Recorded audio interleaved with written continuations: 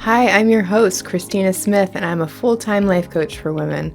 The Inviting Shift podcast focuses on how we can step through this messy journey of life confidently so that we can feel good about how we show up, have more connected, deeper relationships, and have more purpose and meaning. Or, in short, how we manifest the lives we crave in practical, tangible ways. So today we're going to talk about perfection. And even if you don't believe that you're a perfectionist, I want you to tune in because I'm sure that you're going to get some really juicy tools out of this. So I have a question for all of us. Do we want to be perfect or do we want to be confident? Choose one. We all have to make this choice. Perfect, of course, means to meet expectations to the detail. Confident, meaning we trust that we can handle anything that happens, even if it isn't what we anticipated. Perfect is a moving target. Every time I think of a new detail, perfect is altered. Perfect is a moving target. It's exhausting and never ending. We say we want perfect or have high expectations. That's another way I hear people say it. I have high expectations, right? Because we think it's going to release us from some risk of shame, embarrassment, or disappointment if we're always getting it right. But being so focused on specific expectations keeps us from actually enjoying the moment because we're always focused on the next perfect moment or what isn't quite right. There's an AA saying someone told me that stays with me all of the time. Expectations are premeditated resentments. Expectations are premeditated resentments. If you are feeling inner conflict because you were always taught to give your best, or you identify as the person in the group that gets everything right, follows through on what they say, or is super prepared, I know that feeling. I've based my identity on that feeling before, thinking that unless I gave 120% everywhere, I was not going to be good enough. So let me share today about our vacations. When we had kids in the house and had enough money, I insisted on yearly vacations. And in fact, now that we don't have kids, I still insist on them, especially when they were teenagers. So we would pick up a place and everyone would pick the thing that they wanted to do most. Then I would furiously plan. I would have lists of things to do, lists of what we needed to bring with us for all those activities, and of course, a schedule that would tell us exactly what we were going to do at any time to make sure we were doing the things we wanted to do. But then we showed up and it rained on our scheduled beach day, or someone didn't feel like doing that long hike that day, or the thing that we wanted to do wasn't available on the day that I had it scheduled. And boom, boom, boom, plans would fall apart and I would try my best to control the chaos. And the goal never, ever looked the way it should. I had huge expectations that never felt successful. Vacation began to feel more stressful than rather how I wanted it to feel. Almost like I needed a vacation from the vacation. It certainly did not turn out the way I wanted to, and it didn't feel good. I got to the point where I didn't even want a vacation anymore. It was easier to stay home. But of course, that didn't sit well with me either, because I really did want to get away, and there was a part of me that wanted this energy of vacation, but I wanted it to feel good. So a few years ago, I shifted all of this because I started focusing on what I truly wanted out of vacation. And not just me. I would ask the other people who were going along as well. Instead of the perfect activities and plans, I started asking myself, how did I want this to feel? If vacation were successful, what type of memories do I really want to have out of this vacation? Sometimes it's adventure, connection, and fun. And other times, it might be something like peace or calm and rest. The point is, it no longer is full of scheduled things that we have to do at certain times. Whatever we want out of it, we put in. And that becomes the only focus. I admit that at first it was a bit scary for my controlling self. Don't we need lists? What if I ended up doing nothing? What if no one could ever agree on what to do? What if we wasted our time together? And I kept focus on intentions anyway. And you might be wondering, but what does this look like? How do you put this into play? Okay, well, if we agreed that we wanted adventure, connection, and fun, we would get together and ask ourselves, how could we have adventure, fun, and connection that day? What did it feel like? Learning to surf or laying on the beach having conversations or playing games? It's up to us to define it in the moment, and it's flexible depending on how each person is feeling that day. It allows compassion for ourselves and a ton of flexibility. If what we thought we would do doesn't feel right, we choose something else. And it hasn't let us down yet. In fact, I believe that we tend to find the most perfect spots at the most perfect low tourist times just by following our intentions. It's turned out just about magical. And when we come home, we ask ourselves, did we succeed at adventure, fun, and connection? If that was our focus. It's just about a resounding yes every time. Vacation is saved by giving up the expectational perfectionism and switching to confident intentions. That if that is our focus and our intention, that's how it's going to show up. So perfection is way overrated in my opinion. It's a moving target and based often out of outrageous expectations. It's a losing strategy. Now, you might be listening to this and thinking, I'm not a perfectionist. Let's face it, some of us don't really want to see those controlling qualities for ourselves. So here are some symptoms that you may not know about perfectionists.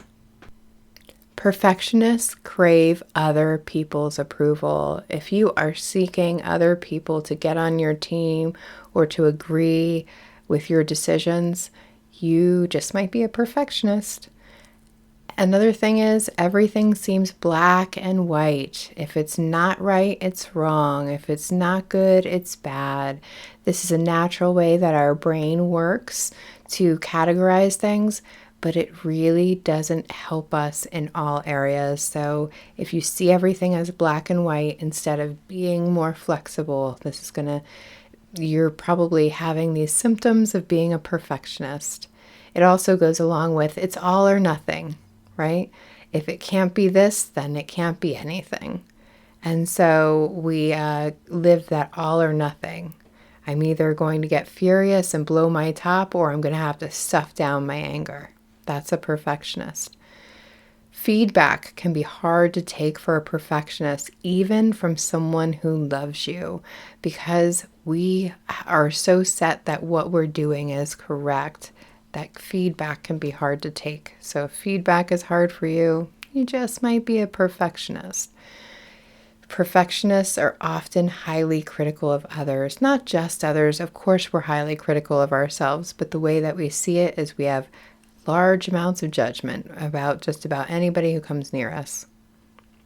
Perfectionists often procrastinate because they're afraid to start because they may not get it right? And perfectionists often feel guilty when you do something less than 120% or you have to say no. So I know that you're feeling a couple of those symptoms probably, and if so, I want you to keep tuned in. We can all lean into these qualities sometimes, so of course, I'm sure that some of these rang some bells. Look, you aren't alone. Our culture says that if things aren't perfect, go buy yourself perfect. Hire it, rent it, work harder for it. But we aren't perfect little robots.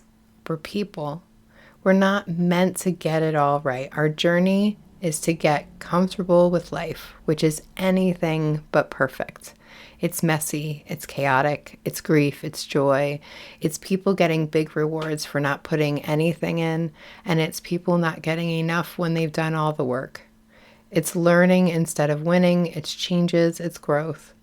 And so much of that is uncomfortable and very far from perfect. Which brings me to another favorite quote by Khalil Gibran.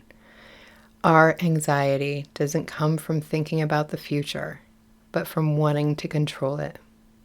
Our anxiety doesn't come from thinking about the future, but from wanting to control it. Perfectionism is wanting to control our environment, every little detail, and it's truly impossible.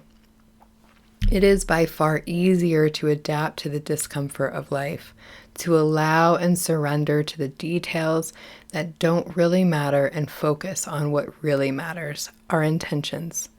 Confidence and perfection can't live in the same world. Remember, confidence is the skill of being able to move forward knowing you may not get it right. Perfectionism demands we get it right or we won't be satisfied. Two different worlds. So, how do we jump out of the perfectionism and step into more confidence? We offer ourselves compassion. Compassion for being human, compassion for not being the perfect computer, compassion for making mistakes, compassion for judging ourselves so harshly. We aren't here to be perfect. We are here to accept ourselves and hopefully, gracefully, live with the effects that make us human. Our challenge is to take all of this humanness, our thoughts, our amazing brains, our emotions, our ego, our physical limitations, our inner wisdom, all of it, and learn how to travel this journey. Here's the deal. We don't get a prize for perfect. We do get to live a life that we can be confident in if we have compassion. Let's talk about the benefits of compassion and perfectionism. So here's the benefits of perfectionism. I get to be the person who will get it done and people will think I'm perfect. Of course, I won't think it's perfect, and even if I do, I've exhausted myself. I also now have the pressure of this identity that other people will expect me to get it perfect. So if I don't feel like I've let everybody down, and so I don't feel good about it in any way, because there's so many ways I can mess it up. I mean, there just aren't a lot of benefits to getting it right all the time unless you want to take on the work of the world and the identity that now you have to always get it right. Everyone is depending on you. That's it. That's the benefits of perfectionism. Now, how about the benefits of compassion? The benefit of good enough. There is a theory in business that 80% of your profit comes from 20% of the effort. I believe this is pretty close to life too. We can get so caught up in the details of perfectionism that we let the 3% of not perfect ruin the 97% success. It reminds me of a time I was in charge of this huge conference, hundreds of people, dozens of sessions and speakers. I worked so hard to make it perfect. I checked and rechecked every list. I ensured the participants and speakers had everything that they would need. I arranged employees to support the speakers and ensured lunch would be perfect. I had even thought about future events and planned to do some marketing videos for that purpose. One of the speakers we wanted to record had to dash back to the airport, so we recorded them early in the day, and before we checked the results to find the audio wasn't good, the speaker was gone and we lost our chance. At the end of the day, everyone, including my boss, was ecstatic, and I was grumpy about the one detail that didn't work out. At the time, I was disappointed, but looking back, it's just something silly that stole my celebration from me. I worked really hard for months, but it felt overwhelming to need to have every detail right when most people wouldn't have even noticed anything different anyway. I wasted a lot of worry instead of enjoying the event. There's also, when it comes to compassion, the benefit of letting go of the weight of your projections and others' judgments. So when we tell ourselves other people might judge me, what we're saying is, I would judge me. If I wouldn't judge myself by other people's standards, then I don't need to mind what they might think. But the truth is, we are usually judgmental, so we'll jump in line to be the first one to judge ourselves. You are the only one who needs to validate you and your worth. You know why you're doing what you're doing, and there is nothing you can do on earth that wouldn't bring judgment. There's billions of people. Everyone's got judgments. We have to choose what is good for us, what is enough for us. If you feel good about the effort you're putting out, then have the compassion to understand that we're not always going to get it perfect. It's not your job to avoid other people's judgments. It is your job to feel good about how you show up. You can give yourself compassion and still feel good about how you show up. Another benefit of compassion, the benefit of time and energy. One of the biggest things I got back when I dropped perfect and went with good enough or done was time and energy. I didn't realize how much energy I gave trying to plan every single detail and then to control it all. So much energy. I was so exhausted by the time I would get to my goal, I couldn't even enjoy it. There's also the benefit of confidence. Remember, confidence is a skill that we hone. We don't hone it with perfection. As we discussed, perfection is not confidence. They don't even live in the same world. Perfection is about control. Confidence is about moving forward, whether you get it wrong or not. It's only focusing on what is most important, not trying to make it so we don't have to experience discomfort. Confidence can be really uncomfortable. Any new skill is. And then there's also the benefit of modeling compassion. When we model compassion for ourselves and others, we also give others the permission to be compassionate with themselves and other people. So if you have kids around or even family that is harsh on themselves, you could be a breath of fresh air and show them a new way to be. The only way to do that is to offer ourselves compassion. We'll talk about it more right after this message. This podcast is supported by Christina Smith Coaching as a service to get you to have more confidence and self-love. One way we do that is by bringing what we learn into our bodies, by lighting up our senses. Some people call these types of exercises rituals. I think they're really alignments. Something we do each day to align with what we truly want rather than getting stuck in the default of trying to outrun what we don't. I bet you could use a little self-love ritual today, and there's a short quiz or survey to pick the best one for you. You can go to the link in the description to take the free quiz to get the self-love alignment that is right for you right now. You'll also get a download of 5 self-love rituals so you can switch it up and try one each day. Our little thank you for tuning into our podcast and into your own heart. It's proven in science that being kind to yourself is better for your confidence, your productivity, and your mood, rather than being critical. When we are critical, our body goes into fight, flight, freeze, or F it all. When we are compassionate, we can stay grounded in what we can do, in actions. This means that we can switch back to our focus space where we can actually work from instead of panic. So how do we shift into compassion? I invite you to see that inner child part of you. If she got it wrong or made a mistake, how would you treat the sweet child inside of you? Chances are we were all shamed or criticized by someone when we were little.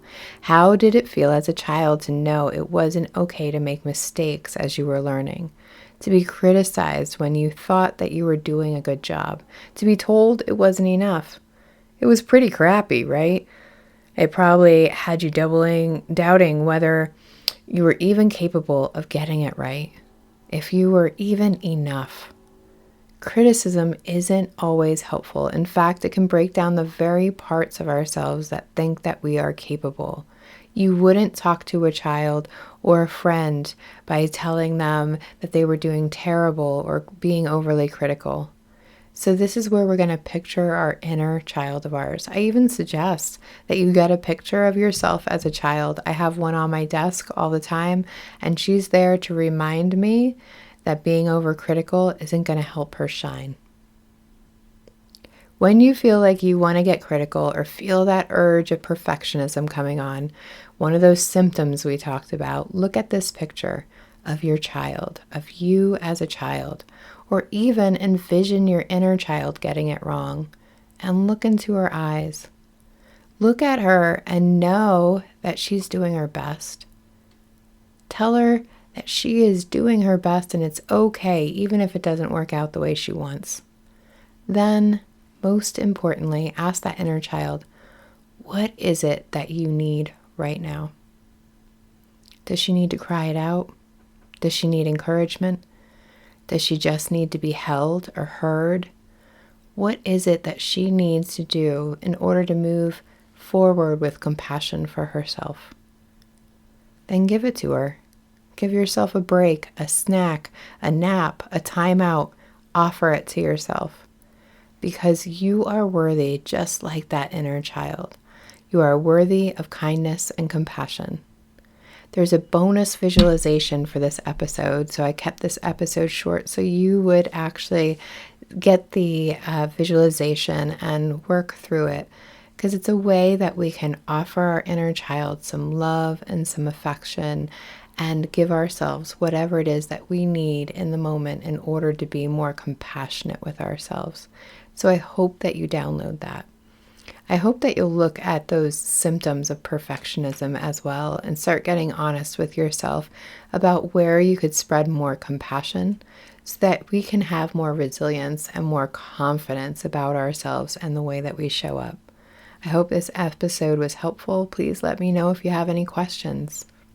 Hey, one more thing. When we are all more confident and full of self-love, we can act more intentionally and mindfully. What would a world like that look like? I want to know. One way that you can help me with this vision is to subscribe, rate, and review our podcast wherever you listen to it. It helps more than you know, and it's just a few clicks to help me create a more beautiful world. And as always, remember to be gentle with your humanness.